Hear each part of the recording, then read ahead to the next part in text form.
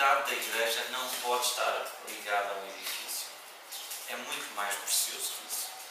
Entendem? Eu não estou a falar mal dos edifícios. Estou a dizer é que não podemos amar a igreja, confundir o edifício com a igreja. Não pode, porque um dia pode não haver edifício. Não é? Um dia, aquele ambiente, até o cheiro de igreja que nós nos habituámos, aquele cheiro. Estão a ver? Quando vai a uma igreja tem um cheiro. Não tem cheiro, a igreja não tem cheiro. Aquele cheiro típico. Algum é mofo, algum cheira a mofo. Mas aquele cheiro de igreja, aquele cheiro de igreja. E se não houver aquele cheiro um dia? Se houver, olha, outra coisa qualquer, a nossa identidade de igreja é um edifício. Não, a igreja é muito mais preciosa. Então eu tentei consolar aquele irmão dizendo: não fiques triste porque a igreja não é mais aquilo que tu pensavas que era. A igreja é muito mais bela que isso. Então, e é pela igreja, é pela igreja. Então o meu compromisso é com o povo, aquela gente que eu amo. Aquela gente é o povo. Agora, se a gente tem dificuldade em amar aquele povo, temos um problema sério com Jesus. Não é com aquele povo, é com Jesus que temos um problema. Eu ando a pensar em fazer uma coisa um dia destes, meu amigo, que eu aprendi de um amigo meu. Enfim, depois um dia digo-vos. Isto era a ideia dele. A mensagem é doutrinária nestes pontos. A mensagem tinha 4 pontos, não era batista, Paulo. Tinha 4 pontos, normalmente os batistas só têm 3, não é? Então ele devia ser aí qualquer outra coisa. Houve uma evolução e diminuiu um ponto. O que é que ele pregava? A divindade de Cristo. Arranja-me um texto. João 1, foi Paulo. 1. Até onde? Gênesis 2. Não, o apóstolo Paulo é em Gênesis. E em João. Eu quero texto de Paulo. Quando há bocado da divindade, falámos em Efésios 2. Em Filipenses 2. Tem Filipenses, não é Paulo? Pois. Colossenses e Coríntios. Está bem, mas eu quero outro. E há mais, é. Há mais. A divindade de Cristo. Está em Colossenses? Não. Aparece em Colossenses alguma coisa assim? Não. Aparece assim alguma coisa? Aparece. Joel, Colossenses tem alguma coisa aí da divindade de Jesus? Arresta-se aí qualquer coisinha, veja lá. Colossenses 2. Não.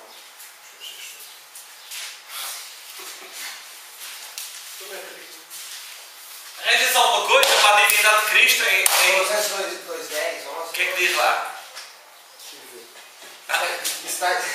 Estais perfeito nele, que é o cabeça de todo o principado e potestade, no qual estáis circuncidados com circuncisão, não feita por mão dos a circuncisão de Cristo. Não, aqui depois difere aqui no versículo 15. 1,15. Esta é a imagem de Deus invisível. 1,15. Colossenses 1,15. Expiação de pecados na cruz. Arranja-se alguma coisa para Paulo? Ele escreveu alguma coisa sobre a expiação na cruz e tal? 1:20, né? Qual é 1,20? E que havendo por ele feito a paz pelo sangue da sua cruz, por meio dele, reconciliasse consigo mesmo todas essas coisas, tanto as que estão na terra como as que estão no céu. Muito bem. Mas também temos, por exemplo, Coríntios, não? Arranja-se alguma coisa? Por exemplo, 1 Coríntios 15. Arranja-se alguma coisa em 1 Coríntios 15. Ok. A realidade da ressurreição de Cristo. Concilia-se a ressurreição de Cristo. Ele pregava a ressurreição de Cristo. 1 Coríntios 15. Conta alguma coisa lá. A esperança da sua volta à terra em poder e glória. E ninguém falou em Tessalonicenses. Diz lá, Gabriel, diz lá. Agora ficaram animados. Não pode vir para cá, não. Agora ficaram animados. Vá. Acordaram. A partir do versículo 16. Sim. Já estão a fazer assim tudo para preparar-se para o arrebatamento? Há pessoal que não acredita nisso. Não acredita no arrebatamento. Depois vão ficar arrebentados. Quando acontecer. Vou na mesma. Conservação de resultados em Paulo. Ai. Esta é uma parte da mensagem evangelística. Paulo organizou os novos convertidos em igrejas. É isso que eu digo aí aos orgânicos. Vocês façam discípulos. Façam discípulos. E depois estabeleçam comunidades de discípulos. Certo?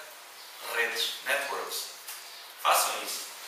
Paulo organizou os novos convertidos em igrejas, visitou e revisitou as igrejas, portanto, o follow-up, treinou os convertidos, dirigiu a ordenação de ministros e diáconos, admoestou os seus seguidores na doutrina e ética cristã, treinou novos ministros para prosseguir a evangelização após a sua retirada.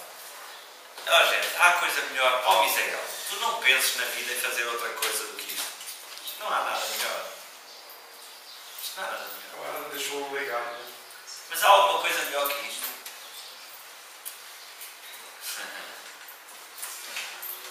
Gente, vocês têm um privilégio santo de serem chamados ministros do Evangelho. Portanto, mesmo num quadro de uma ocupação profissional, nada vos impede de fazer isto. Nada vos impede. Sermos agentes de reconciliação, depois formadores de discípulos, não é?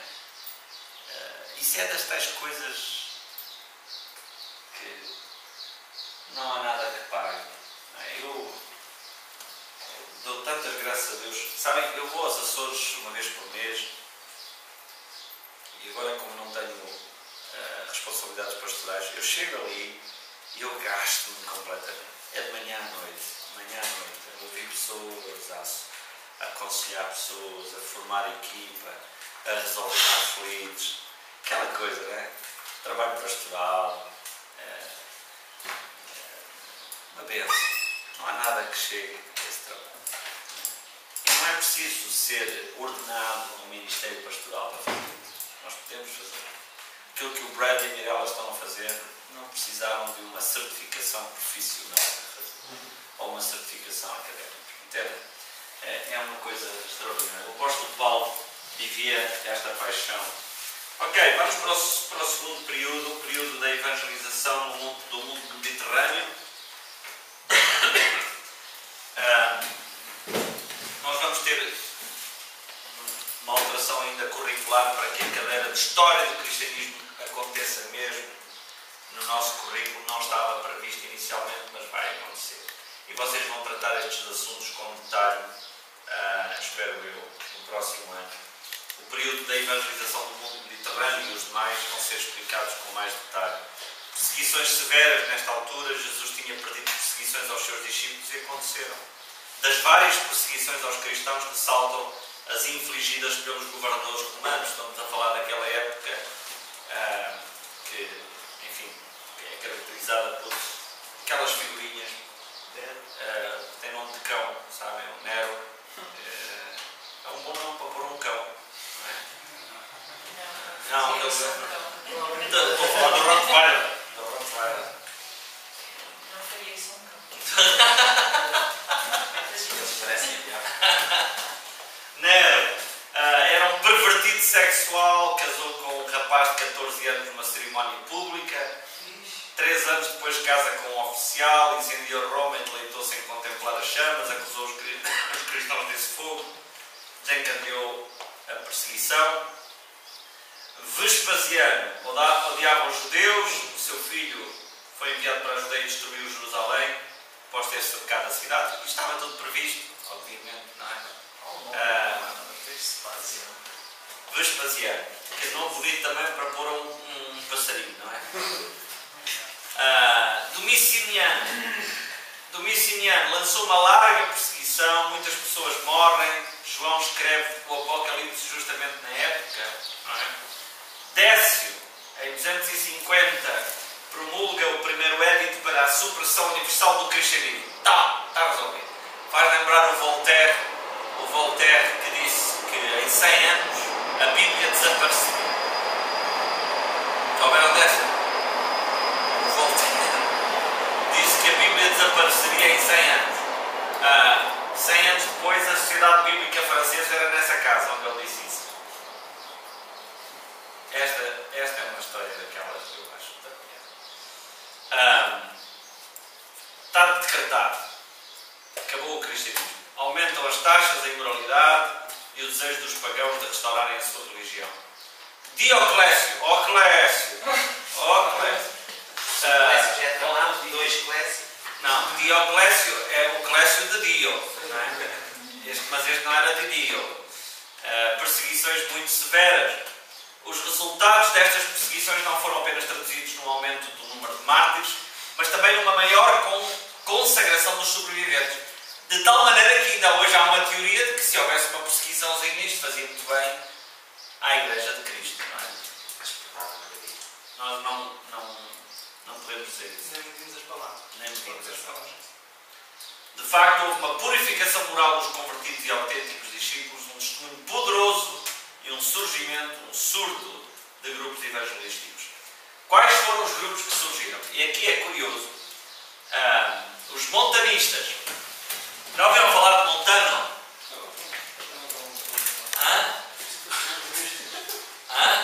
Não é montanistas. Eu disse era Montano. Marlon, tu tens de ter cuidado com os teus comentários. Isso é tudo gravado. Montanistas. Sabem? O Montano está para esta época como os pentecostais para a nossa. Não é? O Montano era um avivado, era assim um tipo que tinha umas experiências com o Espírito de Deus bastante curiosas. Treinou muitos jovens pregadores. Novacianos, líder Novácio, enfatizou a santidade, a reparação do mundo, proclamação de Jesus como Salvador e Senhor. Donato liderou um grande grupo de cristãos a morrer por Jesus, forte no norte da África. Estão a ver que coisas boas já aconteceram no norte da África. Teve muitos donativos por isso.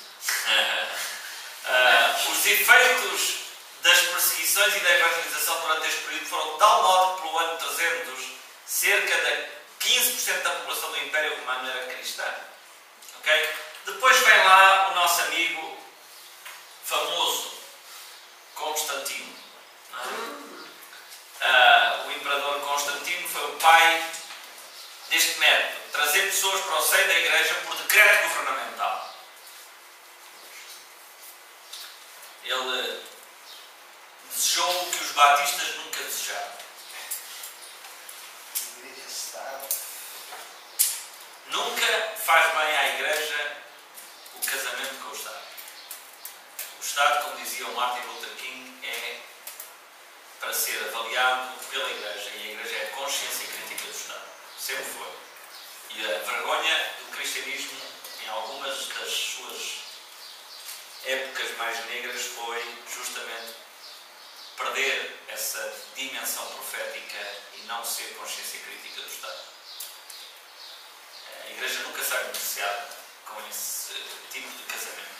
Isto foi a desgraça da Igreja. É a desgraça hoje dos Estados Unidos. Os Estados Unidos associavam-se tanto à política, e ser republicano era o mesmo que ser batista, e ser batista era o mesmo que ser republicano, que perderam a capacidade e o crédito. E hoje ser batista republicano é ser fundamentalista, já dizia o Dr. Mário Soares, não é? São todos uns fanáticos, uns fundamentalistas, isso é tudo gente, não é? Assim, extremista. E depois, felizmente, temos o Tiago e o Lula a dizer que não. Vocês já conhecem essa música? Até dos pretos. A canção ao Dr. Soares? Não? Vale a pena.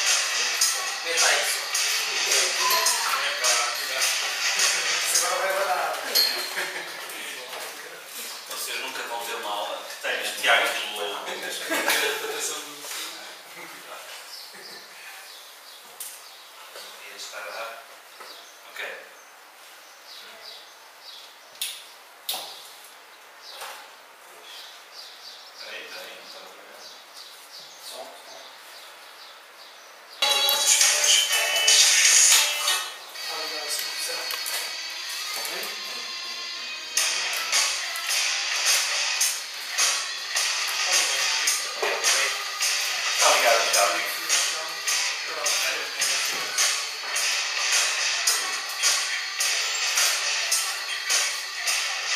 A galera do cigarro.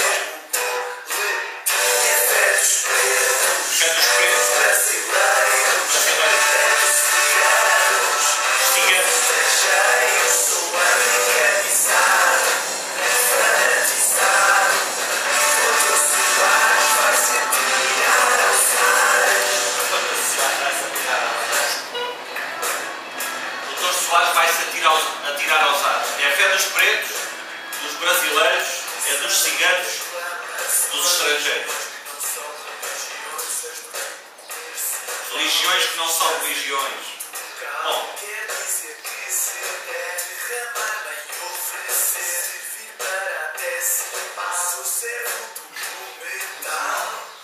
fala da questão do dízimo e tal. Portanto, esta é uma crítica a um artigo que saiu na Visão do Dr. Mário Soares, que basicamente dizia que um português, para ser português, não pode ter essa fé dos americanos, porque isso é a fé dos americanos, dos brasileiros, dos pretos, não é a nossa fé.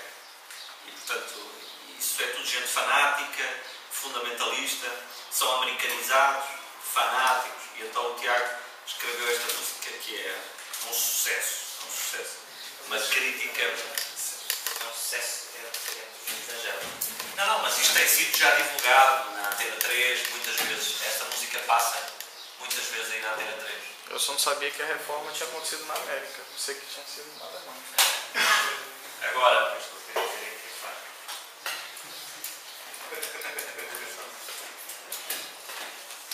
ok, a América fez esta postura, não sei se vocês ouviram falar da maioria moral, Jerry Falwell, são nomes muito conhecidos de pessoas que na América tentaram juntar uma cosmovisão cristã a uma linha de orientação política. E, portanto, isso deu mau resultado para a América e o Partido Republicano hoje está na Rua da Amargura por causa disso. Mas um dos pontos do calvinismo é isso. Pois é. Eu, pessoalmente, tenho muita dificuldade quando a Igreja pretende instalar um regime político que seja consentâneo com a sua própria ideologia. Eu acho que a Igreja não tem esse papel. Mas, enfim, não sou calvinista a esse ponto. Não sou calvinista. Nem eu. Não foi. O Senhor Jesus nunca foi um revolucionário político, nem nunca imprimiu uma dinâmica de natureza política, não é? No seu ministério. Mas de algum modo, em contraponto, defende-se uma pressão sobre e uma estava a faltar a palavra, como é que lá se sistema de pressão, como é que se chama?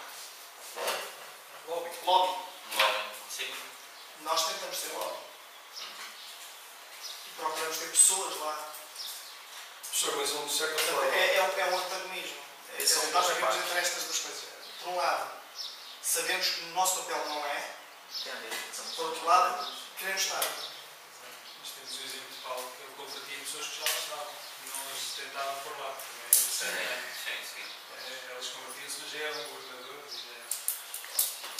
Bom, eu tenho uma certa dificuldade em relação ao que foi dito anteriormente, em relação a essa questão das cidades, no que diz respeito a essas coisas de marcha para a cidade e conquistar a cidade. Eu fico a pensar até que ponto a gente encontra isso nos ensinos do Novo Testamento. Até que ponto a cidade, a gente sabe que Jesus disse que o inimigo é o príncipe desse mundo afalado sistema. E também disse que do Senhor é a terra e toda a sua plenitude. Então, até que ponto isso? Essa questão, eu acredito sim, fazer oração pela cidade, fazer oração pelas pessoas. Sim, foi o que eu mencionei. Mas essa questão de fazer passeata para conquistar a cidade para Cristo, essas coisas, não sei se eu... Sim, eu acredito na importância de fazer declarações proféticas sobre a cidade, na importância de profetizar, não é? Aquilo que o Senhor revela à cidade, anunciar, proclamar o nome do Senhor na cidade e de desmontar pela oração e pelo jejum aquilo que são as armadilhas satânicas na cidade. Agora, eu não estou a falar de folclore. Isto pode ser feito num grupo pequeno, restrito, não é? Pode ser feito num ambiente de cristãos comprometidos com a salvação da cidade. Mas isso é mais pelo evangelismo. Eu profético também, irmãos. Com certeza. O nosso pastor recentemente, ele saiu com um grupo com um carro com 3 irmãos, em consagração durante todo o período, e acho que durante 3 dias eles circularam todo Portugal, nas principais cidades, e durante o dia, à noite, eles iam no principal ponto da cidade e ficava uma estaca, está dizendo, Jesus é o Senhor de Portugal. E profeticamente, né, ele profetizava sobre aquela cidade. Eu acho que nesse sentido é uma batalha que está sendo travada, né? Claro. Pois, eu não acredito na questão dos espíritos territoriais e marcar terrenos e essas coisas. Aí já tenho alguma dificuldade. Mas orar e profetizar, isso eu vejo como base bíblica, não tenho nenhum problema com isso. Mas não é por causa de domínios de territórios, quer dizer, não é por causa que andava aí uma onda terrível que, enfim, em vez de ajudar. Eu na sexta-feira vou jantar com 7 pessoas que estão em Portugal a fazer esse tipo de trabalho, de oração pelas principais cidades do país. Eu não tenho nenhum problema com isso. Eles convidaram para eu ir lá falar um bocadinho de Portugal com eles. E não tenho nenhuma dificuldade. Vejo que há pessoas que têm esse ministério, acho que é muito importante. Mas não estou a falar de folclore, Tiago. Não estou a falar de andar aí a fazer caminhadas, para fazer e tal, e t-shirts, e não é nada disso. Não é disso. Eu estou a falar... Muitas vezes o que acontece, por exemplo, lá no Brasil tem que se chama Marcha para Jesus em São Paulo. Sim, e outros centros. Mas isso tem uma conotação muito mais política do que realmente espiritual. Porque as pessoas querem que veja aquela massa evangélica para ver que aquele povo tem uma representação e tal.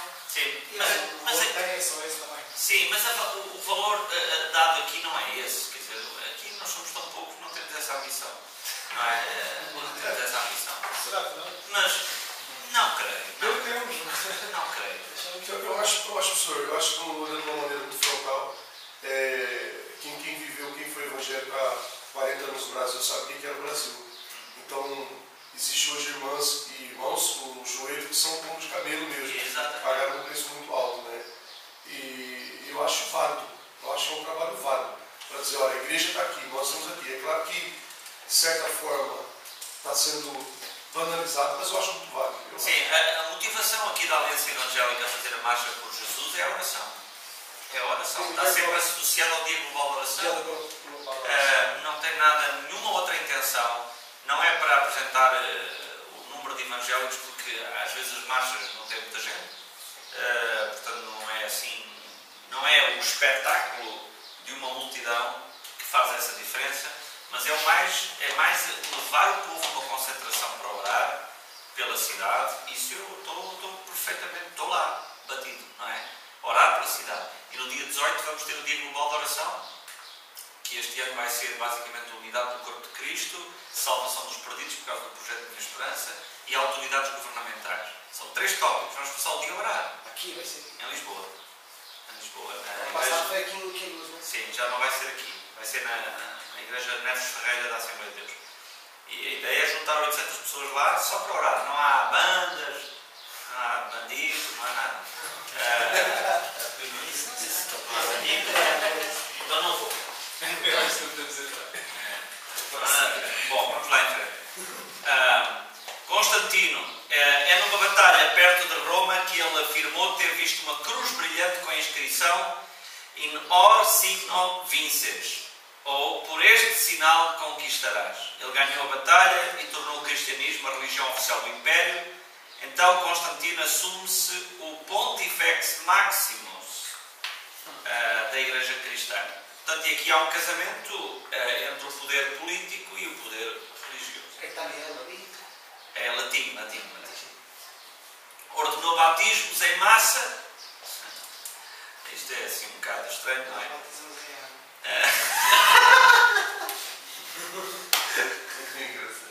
Vai para a piscina da massa.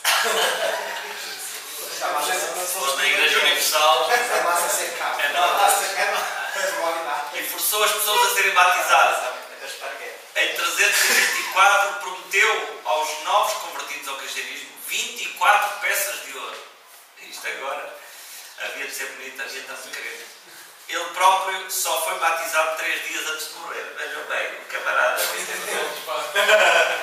já tinha as barras todas, não é? E não pensava em ser batizado a não ser para resolver qualquer problema que venha aí. Não é? E a graça de Deus é tão maravilhosa que ele pode estar lá no céu. Pois, não sei. Não vou julgar isso, não vou julgar. Ele pode. Poder pode, não sei. Os resultados imediatos foram a missão da Igreja com o Estado, o aparecimento do Papa, claro, a secularização do cristianismo, a adoração de imagens de santos, a elevação de Maria e dos santos sobre Jesus, perdão de pecados pelo sacerdote, a autoridade da Igreja sobre a Bíblia, perseguição da Igreja pelos não aderentes e dissidentes. Pronto, e cá estamos nós, Portugal, cá estamos nós a levar com isto tudo. Portanto, não há fama como a do Constantino, não é? E estão a ver que um político casado com a Igreja dá nisto. Interessante que foi até uma pergunta de uma aula que o pastor fez. Muitas vezes as pessoas chegam até nós e perguntam: diga lá como é que é a tua religião, a tua igreja, e nós contamos, e você é católico. E nós não perguntamos isso para a pessoa. Então conta um pouquinho, você lembra dessa aula, né? O pastor fez. E a gente vai ver, se você pedir, o católico em si não tem noção da história da igreja que ele participa. Não tem noção dessa história. Já passaram uns aninhos desde o Constantino para cá e o pessoal esqueceu, não é? Mas se calhar nunca nem estudou a maioria. Pois, nem sabe, nem se preocupa. mas os que estavam lá na altura sabiam. Sim, estou dizendo dos atuais. Nem se Os preocupa. atuais é que se esqueceram. Queria saber como isso chegou e como foi fundado. Dizem, eu vi um historiador falando que não há provas de que Constantino sequer tenha sido cristão. Não há provas. Claro, então ele foi batizado 3 dias antes de morrer. Não sei, mas o Tiago está a dizer que ele deve estar no céu. Não, eu falei, O Tiago diz. eu falei que a graça de Deus é tão escandalosa. É verdade. Mas não pode negar a verdade do Evangelho. A graça. O pastor foi ter Tiago é um bonzinho, encontro de teólogos aqui. Tiago é É bonzinho. Deus que é bonzinho, não sou eu não, é Deus. Deus encontrou, mas a culpa, e a culpa foi de Constantino e tal, né? Aí ele se levantou outro: quem é você para falar de Constantino? Quem é você? Ele era o sumo pontífice. Ok. Paulo, ias dizer alguma coisa? Não? Ok. Agostinho, bispo de Hipona, é um dos exemplos mais salientes do uso da literatura como um meio de evangelização. As confissões, quer dizer, não era tudo mau nessa época, não é? As Confissões de Agostinho mostram a sua relação estreita com Jesus, seguem de perto o Salmo 51. Os seus numerosos escritos refutavam certas heresias dos seus dias e, sem se aperceber, Agostinho estava a escrever a teologia sistemática para a Igreja Católica para as gerações seguintes. E John Broadus disse dele: o que nós chamamos calvinismo é a doutrina de Paulo desenvolvida por Agostinho e sistematizada por Calvino. Agora, enfim,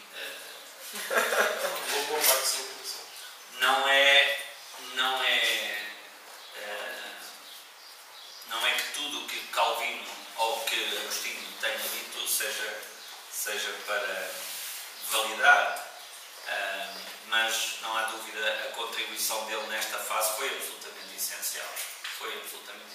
Portanto, ele próprio, sendo um homem que passou por uma experiência também muito profunda de intimidade com Deus, ele começou a perceber logo as incongruências entre aquilo que era a prática da Igreja e a doutrina bíblica. John Broadus. John Broadus é um dos teólogos sistemáticos. Seu irmão merecer, eu não sou como o Tiago. Sou eu, é a graça de Deus. Não sou eu, é Deus. Ok, vamos para o período de declínio na evangelização bíblica.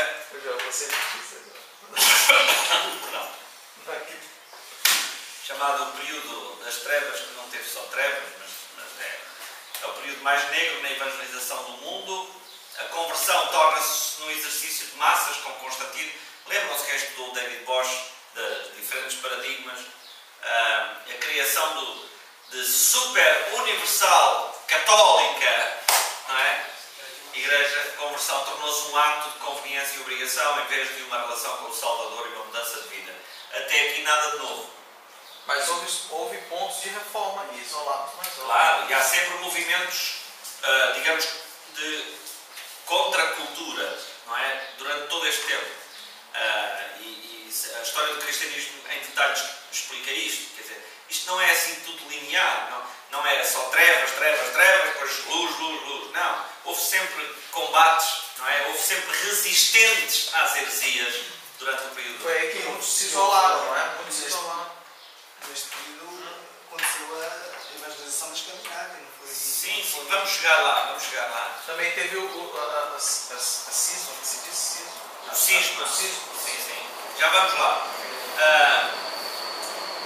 Os pagãos então passam a ser convertidos por êxito e não por fé. Ok? Salvação parcialmente praticada através de sacerdotalismo. Proclamavam a salvação sacramental, a qual é a graça através de sacramentos.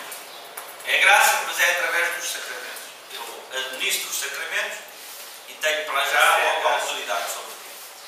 E esta é uma distinção, por exemplo, entre os batistas e outros grupos de igrejas sinodais. Isto é das tais coisas. Há muita gente que fala em sacramentos.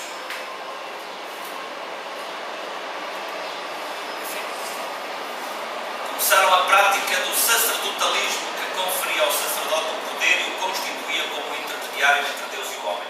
Ele administra os sacramentos, ele perdoa pecados. Estão a ver a implicação disto tudo? E é por isso que nós ainda olhamos muitas vezes para os pastores assim. Pois, não é só pastores, eu estava a ver pastores. Exemplo, na hora de servir a Santa Ceia. A oração do pastor pode muito ter seus efeitos. Não, e na hora, um detalhe simples, na hora de servir a Santa Ceia, porque só. Claro, não são todas as igrejas, mas pelo menos as igrejas que eu vou dizer. Porque só os pastores e os diáconos?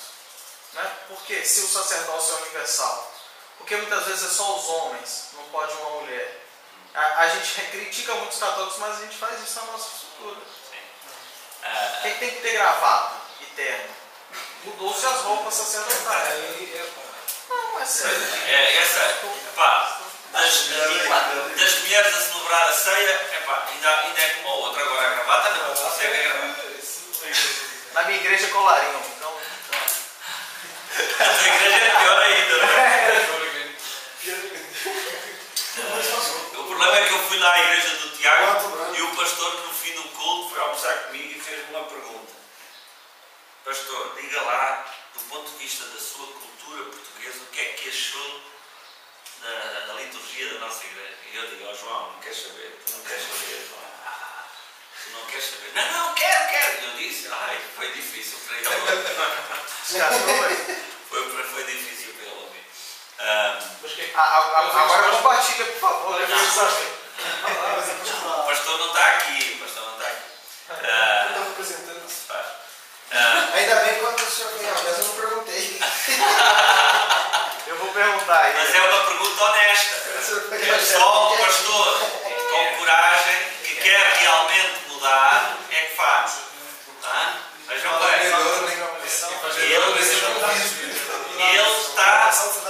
Ele está muito seriamente, o pastor João está muito seriamente preocupado com a salvação dos portugueses. Sabe o que ele disse essa semana, não é? Como o líder dos jovens, ele disse assim, olha, depois daquela última aula de evangelismo e missões daquele casal americano, então, eu estou a pensar de se fazer o culto jovem não mais aqui na igreja. Vamos se reunir. Vamos fazer eventos assim. Esta é a bênção do João. O João é um rapaz muito humilde, muito ensinável. E isso faz a diferença. E ele vai ter muito sucesso no ministério aqui. Eu estou certo, porque ele está muito preocupado com uma abordagem que alcance os portugueses. Isso é muito bonito. Porque é a diferença. Porque muitas das igrejas étnicas que temos em Portugal, elas ficam tão vulneráveis ao fluxo de migração, porque não estão a pensar nos portugueses. Estão a pensar em alcançar apenas e fazem. Eles até na teoria, eles não dizem isto, mas depois na liturgia, nas músicas que cantam, na forma como dirigem as coisas, quem tem liderança, mostra tudo. Não é?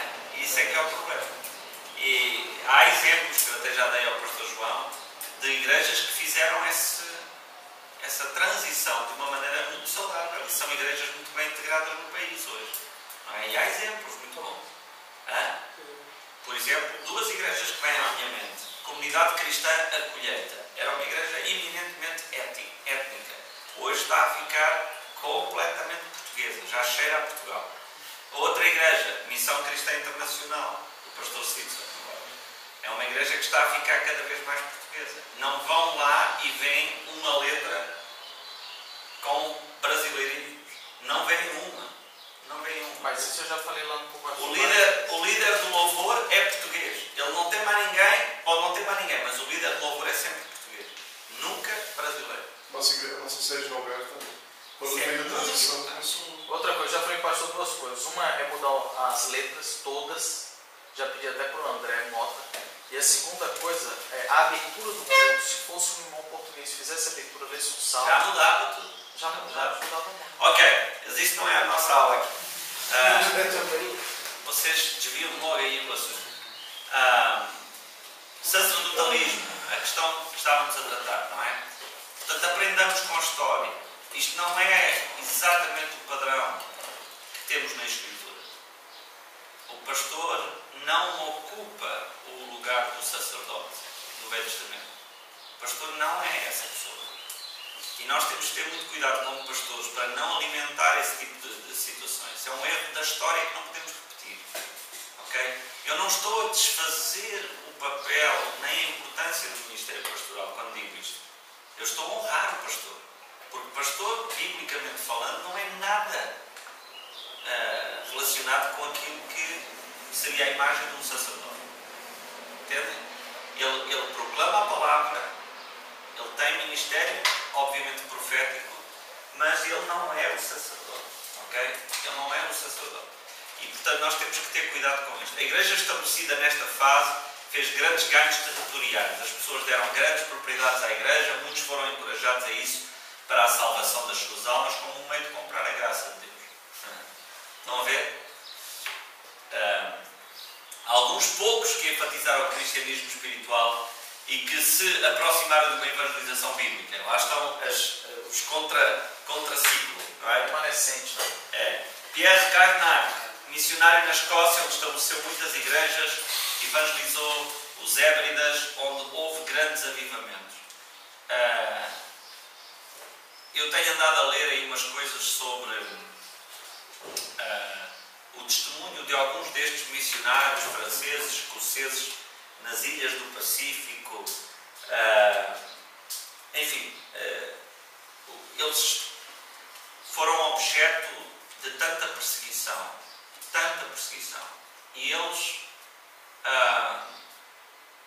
tinham até práticas assim estranhas. Por exemplo, os perseguidores separavam a cabeça dos corpos por causa da doutrina da ressurreição. Eles queriam sepultar a cabeça de um lado e o corpo de outro, por causa da doutrina da ressurreição. Porque eles queriam verificar rigorosamente se a doutrina da ressurreição que eles pregavam era verdadeira ou não. Imaginem, coisas deste tipo. Claude de Turim, natural de Espanha, liderou um movimento evangelístico no norte de Itália, liderou uma reforma na Igreja Católica Romana, pregou contra o Papa e defendeu a Bíblia como única autoridade. Nesta altura, nós não estamos a falar de pôr um anúncio, pôr um artigo no jornal, não é? E mandar umas bocas. Entendem? Isto foram pessoas que verdadeiramente sofreram.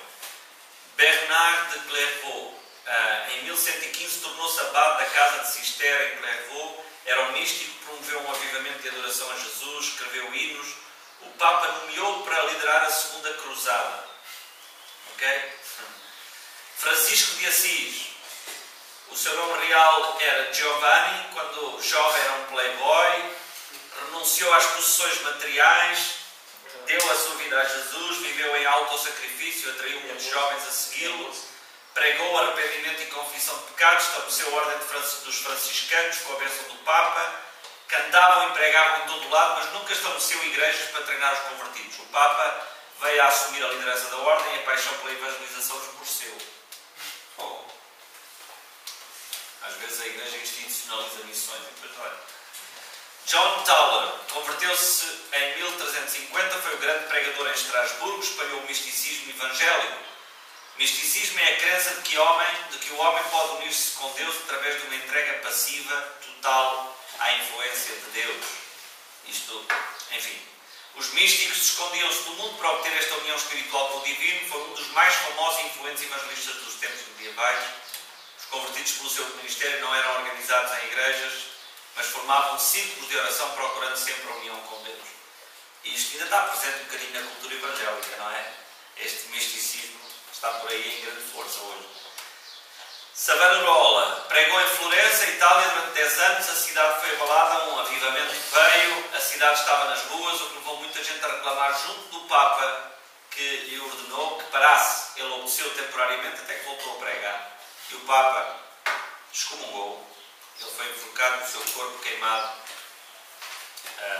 na rua. Portanto, neste período de declínio ainda temos alguns outros grupos que enfatizaram a evangelização bíblica. Portanto, como veem, sempre o Espírito Santo continua sempre a agir a despeito destas situações. Por isso é que eu tenho esperança.